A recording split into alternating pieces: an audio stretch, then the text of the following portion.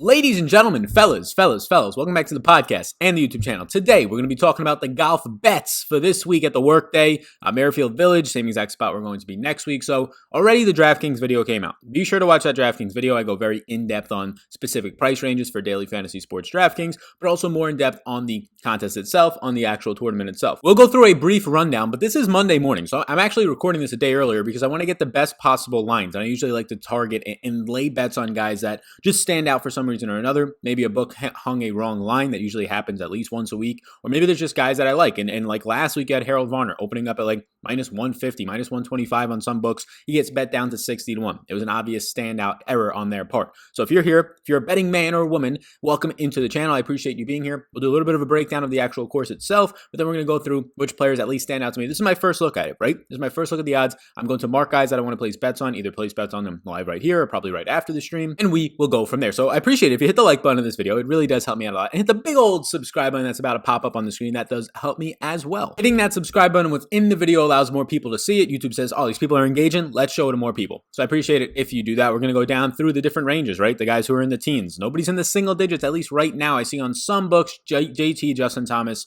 is in the single digits, but not in most spots as of right now based on the early lines on Monday morning. We just had Bryson coming off of his single-digit win, the first single-digit win that I can remember in quite some time. It might have been since JT in Hawaii to start the year at the Tour Champions. I can't remember. I believe he was like 7-1 there, 6-1, and he won at that point. There might have been another single-digit winner since then, but most of the favorites haven't won. We've been living in that like 30-1 to 60-1 range, and honestly, I like living in that range. You get more for your money's worth. You get to get a couple more bets in there rather than laying a huge number on one guy like Bryson last week. Worked out for you last week, but like you can see, it's been pretty much that 30 range the last like 6 or 7 events before that. So let's talk a little bit about the course as well in case you didn't see the DraftKings video, and if you did, this is just a brief reminder. So you're going to get this event for the first time, this Workday event on this specific weekend, and it's just at Merrifield Village again because of COVID, right? They were supposed to have the John Deere Classic this week, and they said, John Deere said, nah, it's our 50th anniversary. We don't want to do it this year. We don't want to do it in this style with no fans and all that stuff. So they ended up canceling it until 2021 is going to be the John Deere 50th anniversary. So they just propped up the Workday event, and they're just going to play back-to-back weeks at where the Memorial is usually played, Merrifield Village. So what you get there is this week they're trying to change the course a little bit in minor ways that might actually make some difference. So the course usually plays a touch under 7,400 yards, but today it's going to play at 7,456 yards. And the main differences that they did were they added about 17 yards to one of the par threes, and then they made 2 of the par fives a little bit longer. So distance will matter a little bit more, but normally distance doesn't matter here. It's pretty much spot on in the past at the Memorial with the distance at the Memorial compared to the Tour average. So guys who are bombers, sure, they'll have like maybe a slightly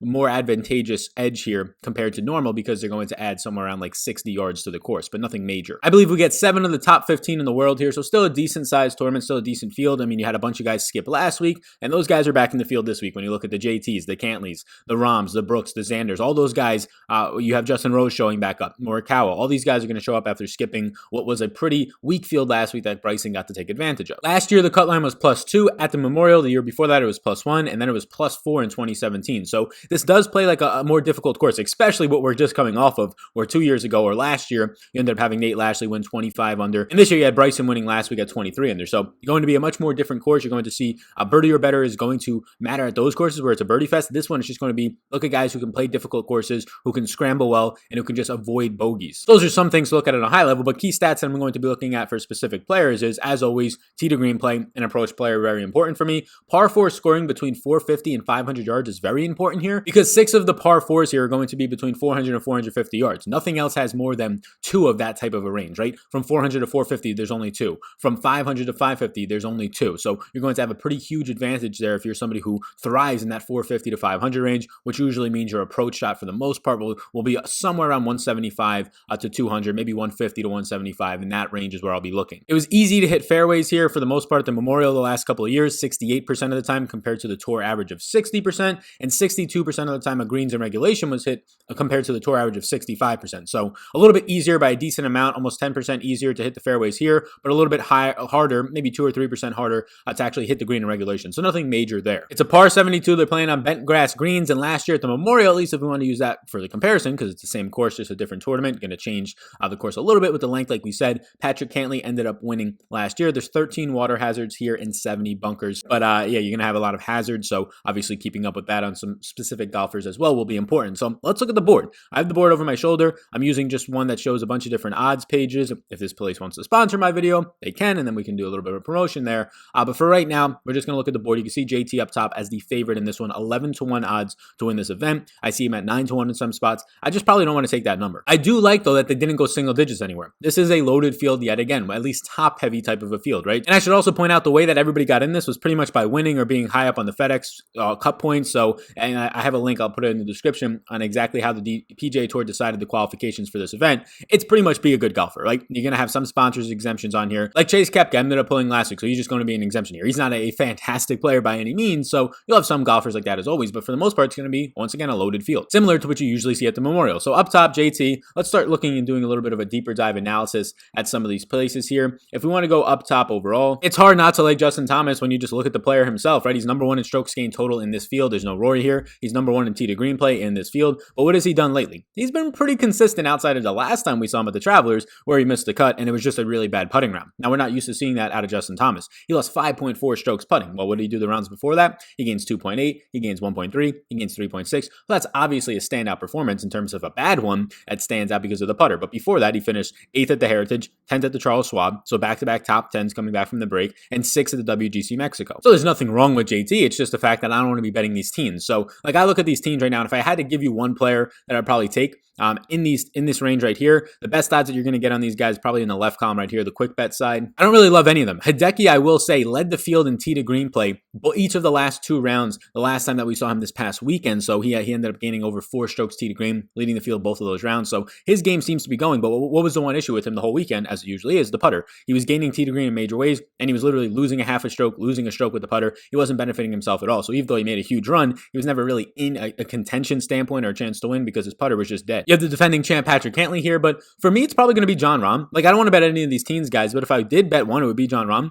Arguably, right now, the best player in this field ahead of JT. The way that JT is playing, I would say that he's the best player out of all these teens types players. But if you're talking about world rank, if you're talking about overall upside, Jon Rahm's right up there, if not higher than JT. The issue is he hasn't been playing well since the break. He missed the cut at the Charles Schwab. He finished 33rd at the RBC Heritage, and then he finishes 37th at the Travelers. At the Travelers, his approach play just kind of blew up, which is something that I really want to make sure is keen in on here. So that was a little bit of an issue for him. At the RBC Heritage, he played okay, right? He just didn't get low enough. It wasn't anything terrible. He finished T33, and then he lost 4 strokes at the Charles Schwab Classic, which is not something you're used to seeing because he normally, as of late, his last 20 rounds, he gains about 2 strokes with the putter, but he ended up losing 4.2 with the putter. So that one you could wipe off. I think his game's fine. It's just another reason why, though, nothing stands out in a positive sense for me to go, okay, Jon Rahm's the guy that I want. In terms of guys that are trending in the right direction, you've had Xander with leads down the back 9 and a couple of tournaments now at 18-1. He stands out. You obviously have Patrick Cantlay, who looked fine in his first event back. Hideki has now looked fine after his second event back. So there are guys that are trending. I would say Hideki's the one who's trending the most based on this past weekend on Saturday and Sunday, leading the field in tee to green play. Jon Rahm would be the one bet in the teens I would make. I personally will not be probably betting anybody in the teens. You can get my final betting card just over on Twitter at Vetri DFS, but let's get down into this 20 and 30 range now. So if anything, my card would probably start here with Viktor Hovland. I see some 25-1 numbers out there on him. He's 22-1 in most spots, but you can find 25-1 if you look just across the board at some of these overall odds comparison tools. But what I have right now from Viktor Hovland is he's the exact same for the most part that he was last week in a very worse field. Now it's a much better field. Like Hovland was one of maybe like the top 10 golfers easily in that field last week. He was priced on DraftKings as a top 5 golfer. And now you have in this field maybe 8 to 10 guys that are going to be priced higher than him or right there with him. He ended up being like 30% in DraftKings. So he was a very popular bet last week. And it's just hard not to like the guy. This is what he's done since returning. 23rd, 21st, 11th, and a 12th. He's trending so well. What has been the common issue? What is his overall common issue? He just sucks with the putter. This has been his overall putting strokes gained, and I should say strokes lost since the break. 0 strokes gained the first event back at the Charles Schwab. Then he loses 0.3. Then he loses 3.3 and 3.5.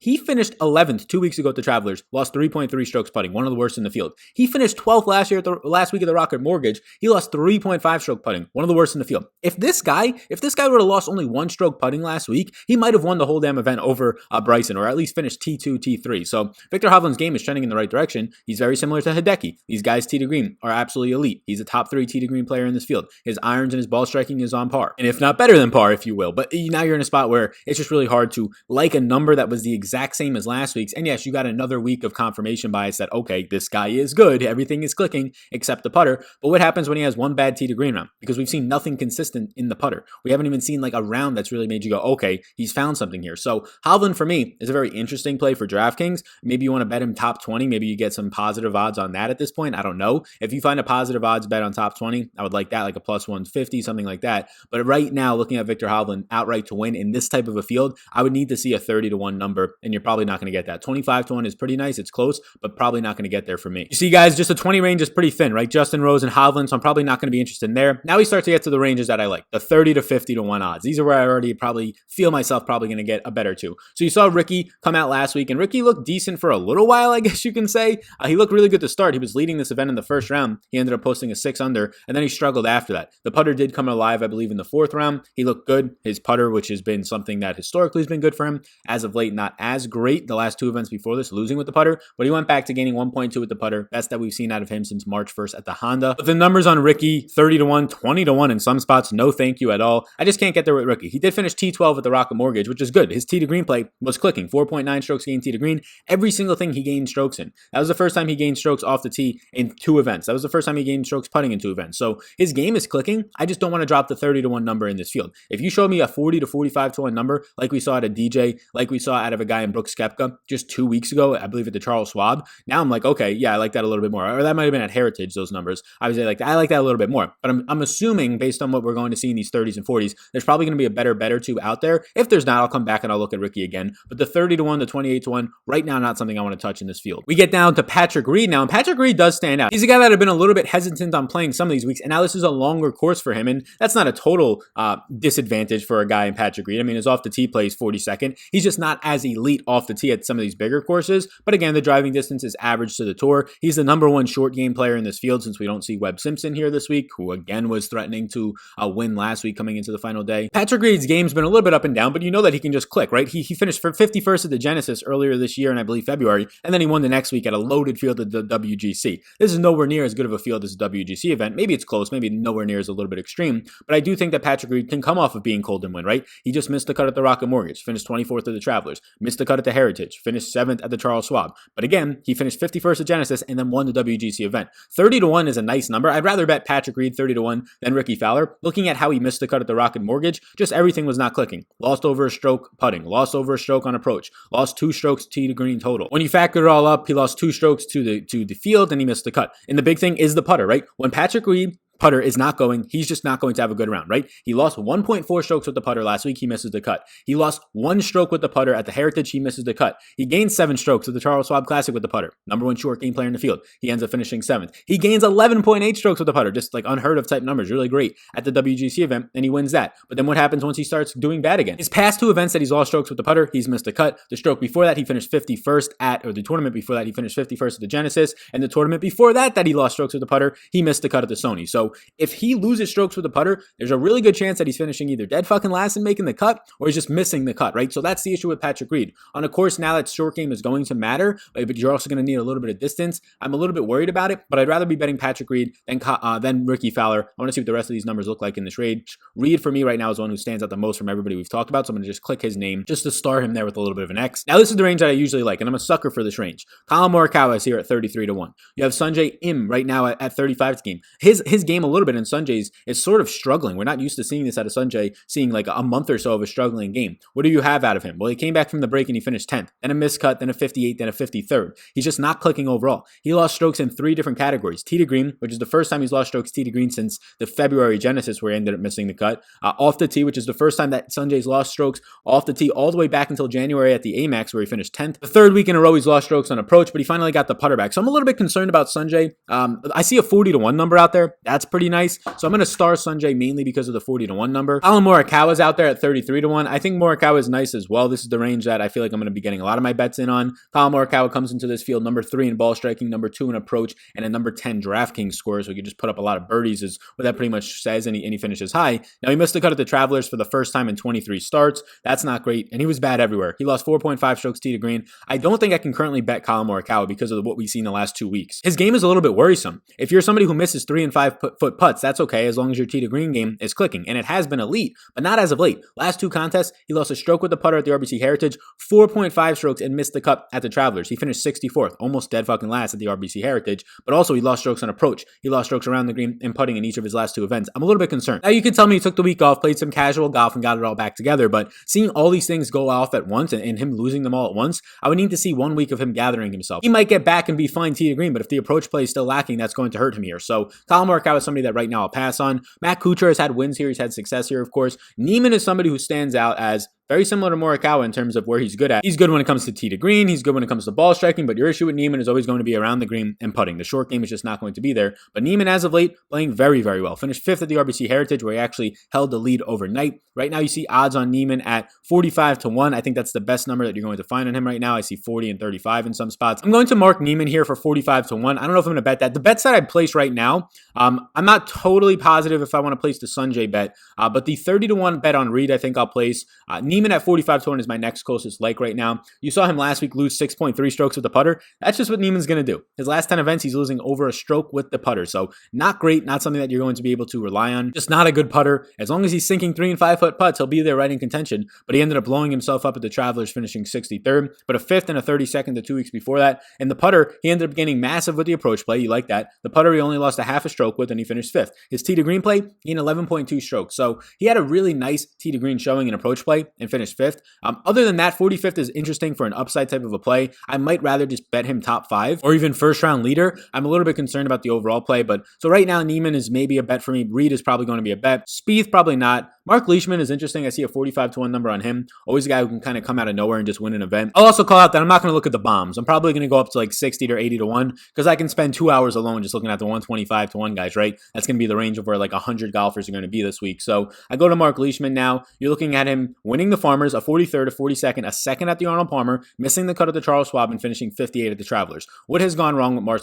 Leishman's game since the break, right? He's finished missed cut and 58th. Well, the putter is always something that's going to be a little bit skeptical with him, or at least it has been as of late. He's lost 2.1 strokes and 1.8 in his last 2 events. Around the green play has really gone away too. So his short game has just looked terrible. He's lost in short game 4.8 strokes and 4.8 strokes back-to-back weeks. And then if you're looking at his overall strokes gained total, back-to-back losses. So Leishman at this number right now, a 45-1. It is interesting. I'll mark it down, but I'm not loving it all that much. I see something that I like a lot. This is an insta bet. I don't even have to talk to you. This is going to be an insta bet right now. Gary Woodland is coming into this event 55-1. This is a wrong number. Like this book has laid a wrong number. I talked about it with, I forgot what it was. I think it was Herald Varner last week, right? He was way too high out there for the event in the field that he was in. Gary Woodland being 40 and 33-1 and 35-1 on most sites, but being 55-1 on this site right here. Yeah, go ahead, get yourself some Gary Woodland. 55-1. That's going to be an auto bet the second I end this show. Hopefully it's still there. He's looked bad in the last 2 events, right? He finished, this is where he's done, right? So since returning, a 9th at the Charles Schwab looked very good, was actually there on Sunday and then just fell apart, but then a 62nd and a missed cut at the Travelers. The tee to green game has fallen apart the last 2 events. 4.5 strokes lost tee to green at the Heritage, 3.5 strokes at the Travelers. He lost a ton of strokes off the tee. These are not good things, right? But unlike a guy like Collin Morikawa, who is struggling in very similar ways in his last 2 events, Collin Morikawa's number is at 30-1, 33-1. I'm seeing Gary Woodland. If I could get him at 33-1, I might not like it. But 55-1 for Gary Woodland is an insta bet for me. This is a guy who can come out cold and win an event. We've seen him do it. Literally last year at the Memorial, he finished 52nd and then won his next event at the US Open in a major way, right? We know that this guy can win big boy events. We've seen them. We've seen him finishing high this year alone, top 10 finishes at the Hero, at the Tour Champions, at the Honda, at the Charles Schwab. He's finished top 10 in pretty much somewhere around 40 to 50% of his events that he's attended this year. So a 55-1 bet on Gary Woodland is pretty much an insta bet for me. So right now, I like Reed 30-1. I like Gary Woodland 55-1. Some interest in Niemann, some interest in Sanjay, but I might not end up getting there again. My final card will be posted on Twitter at SalVetriDFS. If I could have 1 second of your time before this video continues to go on, please do check out SuperDraft. They're the sponsor of this video, and using the promo code SAL, they'll give you 10 free dollars to play with, a bonus, and then a 100% deposit match up to $50. What they are is a multiplier format. So if you know daily fantasy sports, if you know DraftKings, if you like betting a little bit over there, you can just pretty much build a lineup of 6 guys that you want to play, right? And depending on how good SuperDraft thinks those golfers are going into the event, that's how many multiplier points. So if it's the favorite, Justin Thomas, if he scores 50 points because he gets a bunch of birdies and whatever else, then you'll multiply that by 1 because he's really good. But if you pick somebody down below here, maybe like a Bubba Watson, maybe he has like a 1.5x multiplier. So he'll get more points, but he's not as good of a golfer. So it's kind of like this puzzle, right? So if you want 10 free dollars, if you want 100% deposit match up to $50, go over to SuperDraft down below, use the promo code SAL or just a link, and you'll get yourself 10 free dollars to play with, and then also a 100% deposit match. So check them out, the proud sponsor of this show. Let them know you came from me using the promo code SAL, that is SAL. So now we're quickly into the 60 range, and this is probably where I'll start to end up closing this thing off. You saw Matthew Wolff kind of falling apart. I see some 66 to 1s out there. I'm probably not going to touch that in this field. Going down a little bit more, Jason Day, I don't want to touch. Scottie Schaeffler shot 7 over and then shot 7 under to go even, but still missed the cut by 5 strokes. So not great. That's just what Scottie will do. Since he's come back, he's been very erratic within tournaments himself. He'll be leading the first round leader, and then he'll lose 4 strokes, but then he'll gain 6 the next day, right? And he'll kind of just be up and down and seesawing. Too much for me to want to bet there outright. I see Corey Connors at 80 to 1. He's 66 to 1 in some spots. Connors actually stands out nicely here. The distance will help him at this type of a place. It's just a matter of does he hit the greens and regulations, which on average are a little bit harder, like I said at the top of the show, which can be an issue for him. He's a top 20 or a miscut, right? He's boom or bust in a major way. This is his last five events. Miscut, 19, 21st miscut. He's been the leader in some rounds as well. 80 to 1 in this field is a nice number. I would like to see the triple digits numbers on him. So I think you can probably get a guy in the triple digits that I'd rather have at 125 to 1 that has similar upside to winning this event than Connors at 80. But 80 is going to be the best number that you get on Connors. Again, it all comes down to the putter. His last event, he lost over 4 strokes with the short game around the green and tee to green, and that's why he missed the cut. His events before that, he gained 2.3 and only lost a half a stroke. So if he's losing less than a stroke with the putter and around the green, he's probably going to make the cut and finish like top 30 and have a chance to at least win at some point. But if he's not doing that, and if he's missing the greens and regulation, you can kiss your weekend goodbye because he's probably not making the cut for you. So 80 to 1 is the best number on that. Herald Varner's down here again. Harold Varner has been trending in a very good direction. He just played consistent golf. He didn't get really red hot and go super low, but he played good golf. He shot 7 under. He ended up having an eagle and like 5 birdies on Friday to push himself under, made the cut. And then he had just a consistent weekend. I think he shot like 2 and 3 under. So Harold Varner at 90 to 1 is somebody that I can see myself loading up on again. And now we hit that bomb range of 100 to 1. So I'm going to stop the video there. I'll just review sort of what I kind of went over during this video right now. So if I had to go for a guy in these teens range, right, the guy who stands out to me the most is probably Jon Rahm. And Jon Rahm's number has already been bet down. Literally during this video on most of the sites. He opened at 16 to 1. He's now down to 14 to 1. So it looks like we got that right. Jon Rahm is now already below Hideki and Cantley as a guy who's already been bet down. So somebody's been watching this. So at 14 to 1, probably not as interested as 16 to 1. It seems like a minor change, but it's a good amount over the long term. If you're betting $50 on this, that's a $100 difference. So Jon Rahm would be the guy in the teens for me. The guy in the 20s, there's only 2. I would choose Hovland over Rose, but I don't really want either of them. And then if we get to the 30s, no numbers have changed yet, but I want Patrick Reed here for sure and Gary Woodland at 55 to 1. So I'm going to go place the bet on Woodland at 55 to 1 and Patrick Reed at 30 to 1. And then I'm going to end up going and getting Sanjay at probably 40 to 1 if I could find it, but that's a maybe, right? That's not finalized. Neiman 45 to 1, not finalized, and Leishman 45 to 1. I'll probably place a bet on either Leishman, Neiman, or Im, and that'll be my third bet. And then I'll throw like 1 or 2 bombs in there from the 100 range, maybe Herald Varner at 90 to 1. But from this first look from this video, I appreciate you hanging out. The 2 definite bets that I'm going to be placing right now are going to be Patrick Reed, actually 33 to 1. There's a number out there, a couple spots on Patrick Reed, and Woodland 55 to 1 is just an insta bet right when I saw that. Thank you for tuning in. Please do hit the like button on this video and the big old subscribe button that pops up. Do hit that as well. It really does help this channel grow. If you watched to this point, please do that. It allows more people to see the video. YouTube says, oh, they're subscribing, they're engaging within. Let's show it to more people. And that's the best thing you can do to support me for free. You could also go down below on Patreon. I have daily fantasy sports content over there. Projections, rankings, more podcasts, and things like that to prepare you for daily fantasy sports and give you the edge that you need to take down some big tournaments. And lastly, SuperDraft, the proud sponsor of today's show. Check them out. You get a $10 free bonus upon deposit using the promo code SAL. That is SAL for those of you on the podcast. And it'll give you a 100% deposit match up to $50 Rooskies. Go ahead, get it. We're talking some betting golf right now. This was a fun time. Check out the DraftKings video if you have not yet already. My name's Sal. Appreciate y'all tuning into this one. Let's go get a Gary Woodland or as of right now, a Patrick Reed win. We'll see what else I get on Twitter at SalVetri DFS. Peace out, gang.